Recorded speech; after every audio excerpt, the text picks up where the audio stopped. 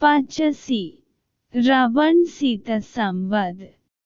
रावण सीता संवाद। इस प्रकार फूले हुए वृक्षों से सुशोभित उस वन की शोभा देखते और वैदेह नंदिनी का अनुसंधान करते हुए हनुमान जी की वह सारी रात प्रायः व्यतीत हो चली। रात्रि जब मत एक प्रहर बाकी रही तो रात के उस पिछले प्रहर में 6 अंगों सहित संपूर्ण वेदों के विद्वान तथा श्रेष्ठ यज्ञों द्वारा यजन करने वाले ब्रह्म राक्षसों के घर में वेदपाठ की ध्वनि होने लगी, जिसे हनुमान जी ने सुना। तदंतर मंगल वाद्यों तथा श्रवण सुखद शब्दों द्वारा महाबाहु दशमुख रावण को जगाया गया। जगने पर महाभागी एवं प्रतापी राक्षसराज रावण ने सबसे पहले वैदेह नंदिनी सीता का चिंतन किया। सीता के प्रति आसक्त एवं काम से प्रेरित रावण ने सब प्रकार के आभूषण धारण कर तथा परम उत्तम शोभा से संपन्न हो अशोक वाटिक में प्रवेश किया। पुलस्त्य-नंदन रावण के पीछे पीछे लगभग 100 सुंदरियां भी थीं।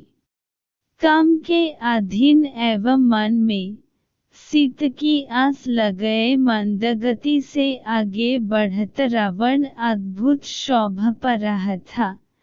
काम, दर्प और मद से युक्त अचिंत्य बल पौरुष से संपन्न रावण के अशोक वाटिक के द्वार तक पहुंचने पर कपिवर हनुमान जी ने उसे देखा। यद्यपि मतिमान हनुमान जी अत्यंत उग्र तेजस्वी थे, तथापि रावण के तेज से तिरस्कृत से होकर सघन पत्तों में घुसकर छिप गए।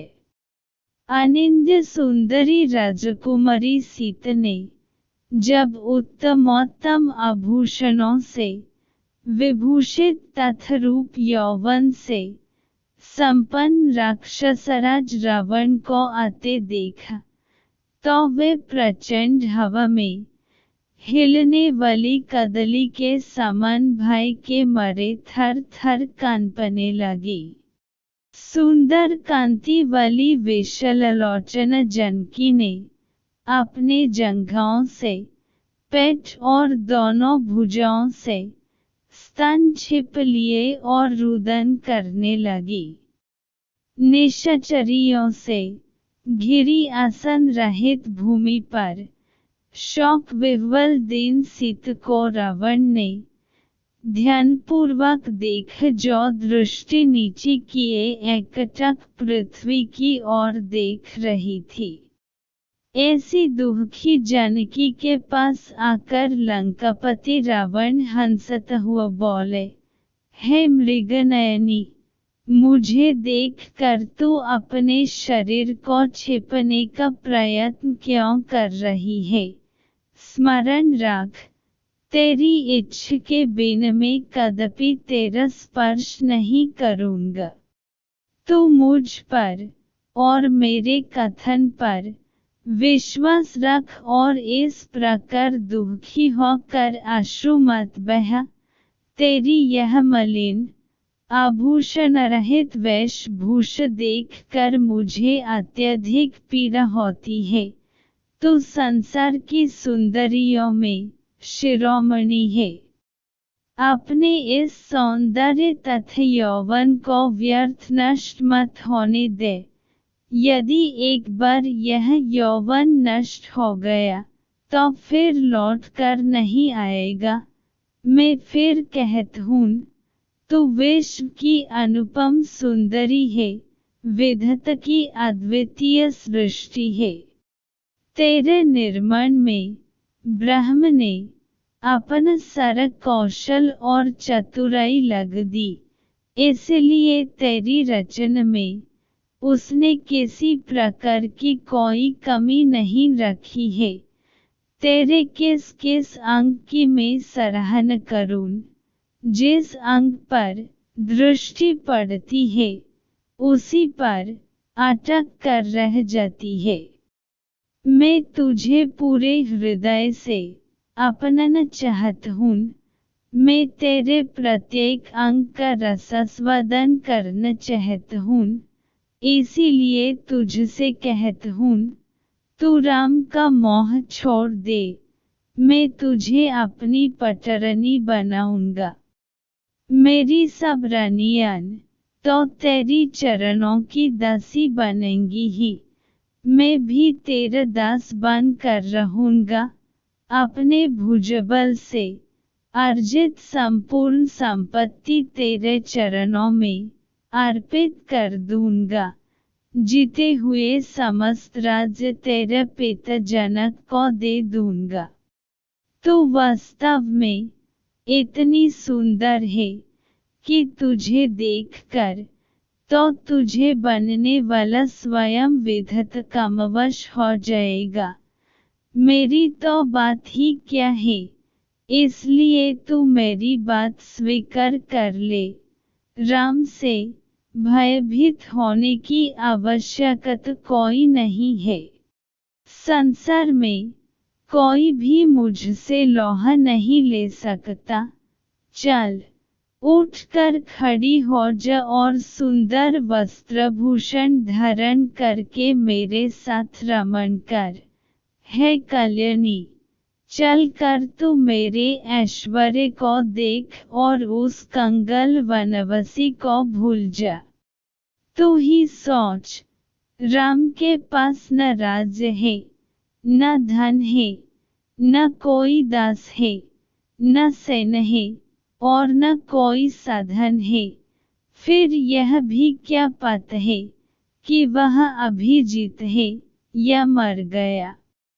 यदि जीवित भी हो तो भी न तो तू उसके पास पहुंच सकती है और न वह स्वयं ही यहाँ आ सकता है।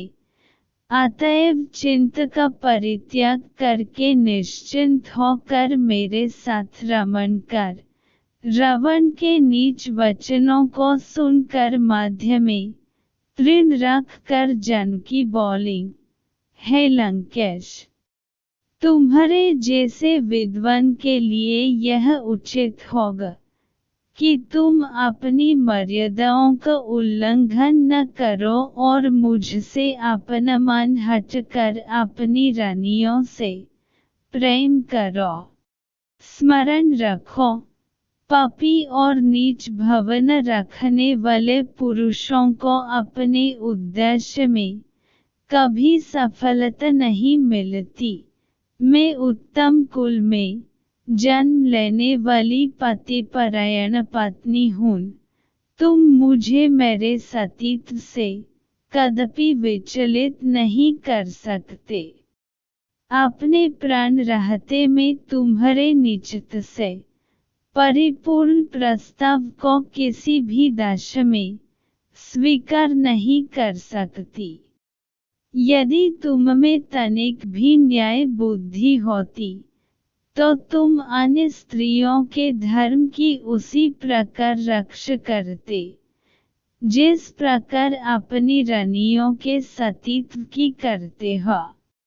क्या इस लंका में ऐसा कोई समझदार व्यक्ति नहीं है जो तुम्हें इस साधारण सी बात का बोध करे?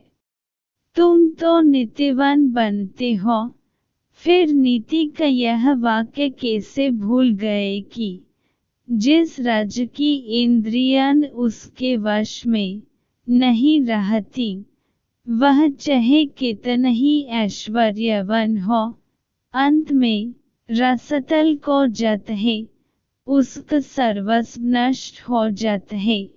हे दुर्बुद्धे, तूने अभी तक मुझे पहचाना नहीं है। मैं तेरे ऐश्वर्य, राज्य, धन संपत्ति के लोभ में नहीं फांस सकती।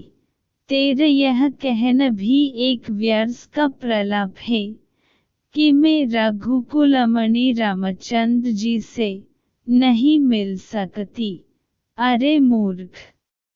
वे तो सदैव मेरे हृदय में निवास करते हैं। मुझे कोई उनसे अलग नहीं कर सकता। मेरा उनका ऐसा अटूट संबंध है जैसे कि सूर्य का उसकी प्रभा से। इसलिए मैं उनकी हूँ और सदा ही उनकी रहूंगी। यदि तू सोच समझ कर यह मान ले कि तूने मेरा अपहरण करके एक भयंकर अपराध किया है और इसलिए मुझे लौटते हुए तुझे भय लगता है, तो मैं तुझे अभयदान देते हुए वचन देती हूँ कि तू मुझे उनके पास पहुँच दे। मैं तुझे उनसे क्षमा कर दूंगी। यदि तुम अब भी अपनी हठ पर अड़े रहे तो विश्वास करो कि तुम्हारी मृत्यु निश्चित है और तुम्हें उनके बाणों से कोई नहीं बचा सकता। इसलिए मैं फिर कहती हूँ कि सावधान हो जाओ। अपने साथ लंका और लंकावासियों का नाश मत करो। इसी में तुम्हारा और तुम्हारे राक्षस कुल का कल्याण है।